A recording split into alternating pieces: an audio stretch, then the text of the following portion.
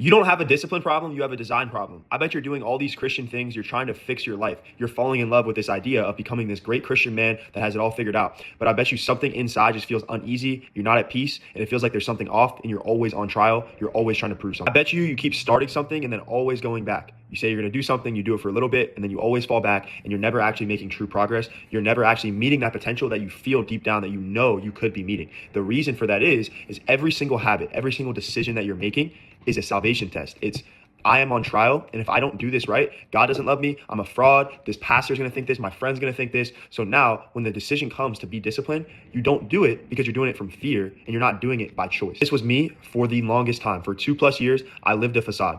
I had on the outside this Christian image. I was doing all the right things. I stopped doing a lot of things that I used to do. I quote unquote looked disciplined. I quote unquote had boundaries. I had self-control. I had all these things, but deep down internally, I felt empty and I felt like I was faking everything.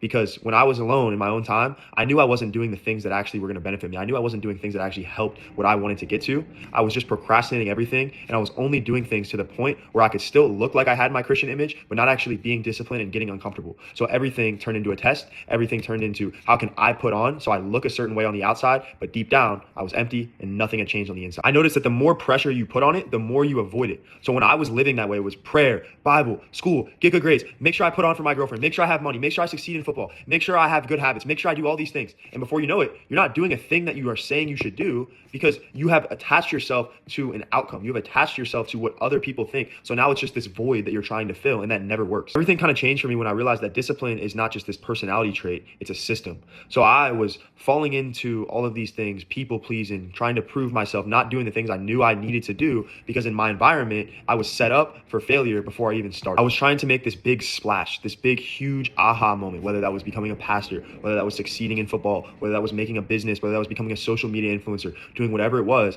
because again, all I was consuming was people's fake lifestyles on Instagram and these people telling me about the Bible when I hadn't even read the Bible myself. So I was lacking all this discipline because my systems were completely wrong. Every day I was setting myself up to listen to people and to follow after people that were not actually going to push me closer to Christ, push me closer to understanding my identity in Him. The moment everything changed for me was when I realized I wasn't moving to earn a better identity or become more righteous. I was moving and being disciplined to honor the identity of righteousness that was imputed onto me by Christ. I finally saw I wasn't moving for victory, I was moving from victory. And now all that fear, everything I did was on trial. Now everything I do is a choice. I get to build this ministry. I get to work out. I get to take care of my body. I get to be disciplined because God gives me breath in life when I didn't deserve it. And now this lens of grace, this lens of seeing what Jesus has done for me and finally understanding why I needed it because all I was a failure without Him has produced so much transformation, so much joy and purpose in my life.